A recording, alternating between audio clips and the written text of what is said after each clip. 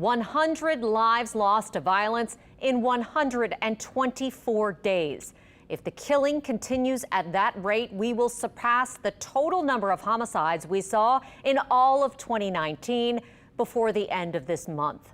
According to the Metropolitan Crime Commission, homicides have increased more than any other major violent crime this year. Shootings are also seeing a major increase, up 128% over 2019.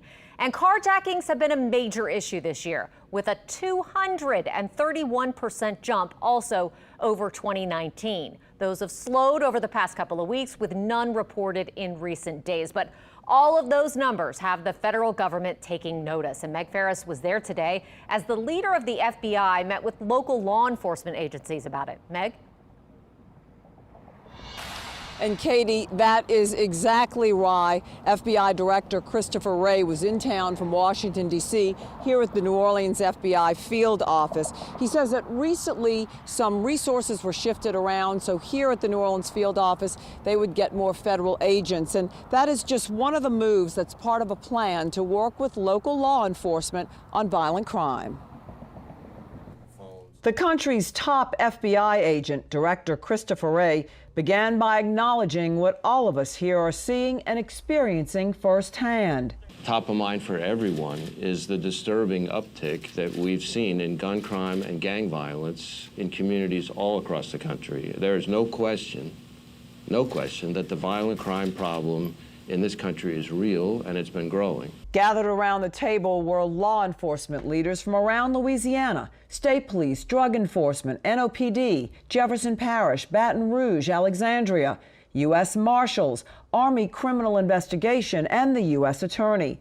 Director Wray touted the importance of the FBI partnerships with them to, quote, combat the alarming levels of violence plaguing New Orleans. Focusing our investigations on the most violent offenders and gangs to get the worst criminals off the streets, sharing analytical and investigative resources, and proactively engaging with the community, those are the strategies that will make the streets of New Orleans safer. He says the Violent Crimes Task Force is making a difference. Over the last few years, since 2018, the task force has made nearly 300 federal arrests and taken more than 150 firearms off the streets. But Thursday's meeting was to hear solutions about what can be done better across the entire area. For me, it's taking more federal cases. It gives the burden of my overcrowded jail, taking some of the larger cases out of it and putting it in the federal system, so that way I can deal with more of the minor stuff on the state side. He acknowledged that across the U.S.,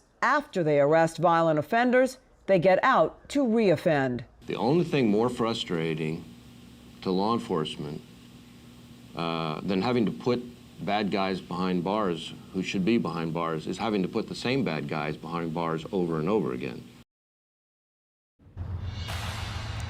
Now, Meg, that can't be it from the FBI. I imagine they have some other crime-fighting efforts that they're hoping to focus on. Absolutely, Katie. Let me give you a list of 3 different things. One of the things is violent criminals post on social media. He's offering more technical support to go through that.